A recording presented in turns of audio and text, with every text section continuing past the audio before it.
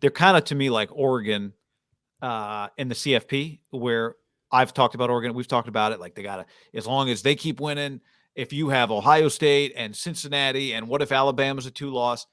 The most important part of the whole CFP argument for Oregon is that Oregon wins. Like that's the essential part. So the essential part here is the Niners win, but here's other things they need to be rooting for. Let's go through them. Do you still, really quick, feel very good about the top 5 teams, or just in? Green Bay, Cards, Dallas, Tampa, Rams. We locking those squads in? I think so. I think it's fair to do that too. Then you go from 6 to 9 is a bunch group of the Saints, which are currently 5-4 and lost a couple straight games. You have the Panthers, which, give them a little credit, went on the road, got a win to get to their 5-5. You have Minnesota, who's 4-5. They play the Packers. And you got the Niners, all kind of bunched there. And we're recording this before the Thursday night game. Falcons are 4-5. Let's just assume the Patriots win, which you can't really do on Thursday night games, but I guess you got to throw them in there. You have, it's not just the 7 spot is kind of iffy. To me, there are 2 spots, the 6 and the 7 spot. So the Saints, it goes back to Kyle. I think Kyle said this because I think he stole it from Tomlin because he was listening to the podcast. Like, it's about the A players, making your A players play like A's. But also a huge part of that when Tomlin told the story was like Monty Kiffin telling him any good coach for a game can get a C guy to play like a B game. I agree. One part that got left out of there, well, what happens when you have to start your C guy?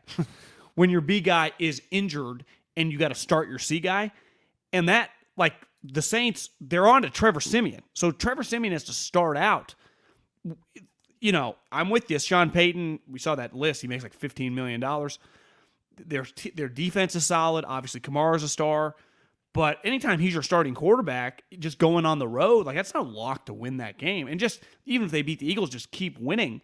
And Carolina now plays a combination of P.J. Walker and a guy who literally got cut, not because he wouldn't get the shot, because he couldn't complete passes in Cam. Those are 2 quarterback, like we talk about the quarterback position. Those are pretty iffy fucking quarterback situations, guy. I mean, neither one of those teams. No. Neither one of those teams is making the playoffs, I don't think. And the thing about New Orleans is, well, to me, the Saints could be in the mix. You don't think? How? You don't think they could just stay alive because their defense is good, their coach is good? I should take it back because it's hard to find 2 teams that you really like for the 6 and 7 spots. So that's why they have a shot. They still play the Jets. They still play the Falcons. Yeah, I mean, it's a long year. Like Bills, Cowboys. Yeah, it's tough. Now, it's tough. The Saints' strength of victory is the second best in the NFL. The only team with a better strength of victory in the league is the Jets. Well, because they beat the Packers, who went 8-2, and they beat the Bucs. Yeah, it's the teams they've beaten have a .541 winning percentage. There's only one other team that's in the playoffs right now whose opponents that they've beaten have a record over 500. That's Arizona in the NFC. Not the Titans. In the AFC, there's only one team, and it's Tennessee. Yeah, Titans. So the Saints have done some good work, but they don't get bonus points for those wins. They still have half of their season to go almost, and they've got 5 problem wins. is if you beat an 8-2 team. Well, if you also beat a 2-8 team, it's even, right? Yeah. That's why the Jets, it's like their strength of victory. Who cares? But is high at the winning percentage. Do you know I'm not going to try to live in the past. I try to stay forward. If the Niners just would have either beat fucking Colt McCoy or Indy, we'd be talking about them like they're going to make the playoffs. And they still, I actually feel pretty confident that they're going to be right in the mix. But their margin for error with those 2 losses just set them back. Which they're lucky they still get to play Minnesota right in a week. So you win this week. I think you just got to root for, like you and I kind of want Minnesota to win to make that game really important.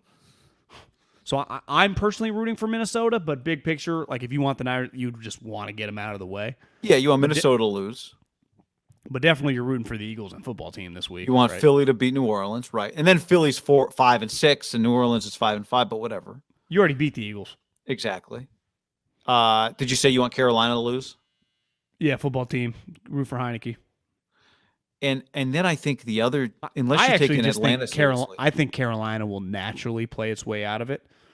I think the Saints, though, just with their culture, their coach, you actively need to root against them because the Panthers are much more likely to go on a 3 or 4 game losing streak than the Saints. Do you agree with me on that one? Yeah. So the Panthers will take care of itself. Like, to me, if you're the Niners, like, you want to get up there, you want to get the highest seed as possible, right? Sure, but at this point, I'm not being picky. No, I'm just saying, but you just want to keep winning. Like, it just might open itself up to 10-7 gets the 6th seed. Yeah. I think the team that is well down the standings right now at the NFC that you have to just keep an eye on is Seattle. Seattle plays Arizona this week. Then they play the football team on the road. They could lose that game. They've been weird. They've lost 4 of 5. I mean, they only have 3 wins this year. You see DK's hurt and Bobby Wagner's he needs to get his shit together. They got some weird things going on there. I agree. They do. Pete might get fired or quit. But here's the thing. They've beaten the Niners already. That's the reason I'm keeping an eye on them. If you've beaten them, they do play again in a couple weeks. I know. Well, just enough weird stuff can happen that you don't want to have been swept by Seattle.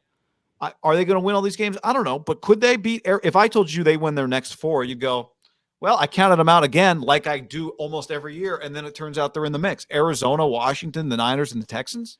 All of a sudden, they're 7-6, and they're in the 6th. And they've swept you. Yeah, you'd be in trouble. Yeah. And Russ is coming back. I mean, well, we're still 2 weeks away. You got to win that game. I mean, you got to go to Seattle and win the game. That's a pretty big game because you can't get swept by the Cardinals and Seattle.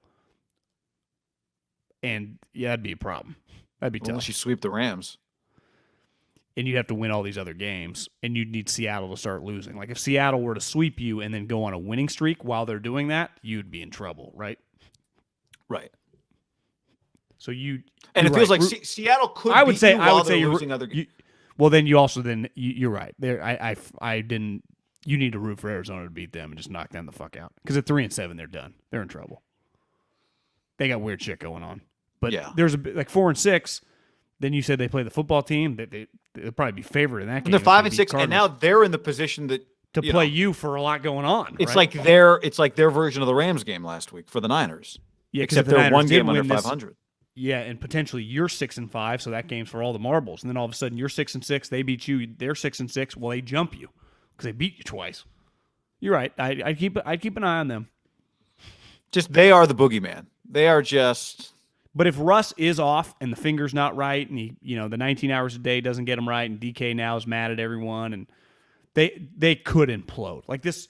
They've had a decade long teams beside the Patriots just have an implosion season. It kind of feels like their implosion season. I'm not confident on that, but it's if Kingsbury goes in there and beats them, it'll feel like the implosion because they've had some pretty epic games. Those two teams, right? Feels like I remember Arians and Pete going at it. Hell, Kingsbury. Remember they had the game last year where DK ran them out. Yeah, the DK chase down game. That was last year. Yeah, Buda Baker in the. That was last. God, it feels like a lifetime. Last year. It was Sunday Night Football. I remember watching it. It's still on. Like if you're Buda, you're like, I made this great play, and now it's on like every NFL AWS commercial where it's like catch percentage 9%, and it's an incredible play. It's a lot of memes too. Yeah. Sean says, don't need to beat Seattle. They'll play themselves out of it. Not a good team. Eric says, Russell will not be playing in Seattle next season. The Shill says, Seahawks are horrible. Kid Loose says, Seattle's not a playoff caliber team, even with Russ. This feels like on College Game Day where 7 people pick a certain team and then the other team. Like when everybody on Monday night picked the Rams except for Ham and Steve Young. What's funny is I was almost like, I'll believe they're dead when they're dead. Didn't they beat the Niners 28-7? And then I looked at this; it was 28-21. But it was like there was a garbage time touchdown in there. And was there a blown coverage where he hit Debo? Was that a different game? I think that might have been them or Ayuk. A blown? Where the Niners hit. Sorry, you said Debo. I was thinking DK. It might have been Sherfield. It was somebody. Yeah, but Lance hit. Somebody in the chat might remember that. Yeah, it was Debo. It was a blown coverage to Debo. It was wide open. He threw it down the right sideline. He just walked it in the end zone. I guess there is an X factor because Eric says, why isn't Pete Carroll on the hot seat? Do they turn on their coach once and for all? Pete does a good job of keeping that whole thing together. But Oh yeah, well last year when Pete missed the playoffs. Oh yeah, I forgot he won the division by 2 games. Like, he won the division. Like, what do you mean? Why he's on the hot seat? They make the fucking playoffs every year. Oh yeah, I'm not worried about the hot seat. Although I wouldn't shock me if there's I've heard something Russell weird doesn't like him. happens. Well, I mean, I've heard Russell's hard to get along with. So Yeah, well, he takes bodyguards to his own party where he invites everybody. So it's a little weird. where it's invite only. Yeah, that was the story. Invite only. Still has bodyguards. That'd be like bringing bodyguards to your own wedding. It's like, well, you guys invited everyone here. You know, all the people here are people you invited. Sometimes you're just an elitist. You're an elitist. Here's what I know: this team wins a lot, and they're playoff caliber, and maybe they're not this year. And maybe I would rather be late to recognizing that the Seahawks aren't good enough this year than early. Put it that way. I agree with you. The chat seems to be very confident, though. But they hate Seattle. Anybody else we need to identify this week? I think the Eagles and football team will help you breathe. Because regardless what happens in Minnesota, you do play them next week. So it's like that one you can control.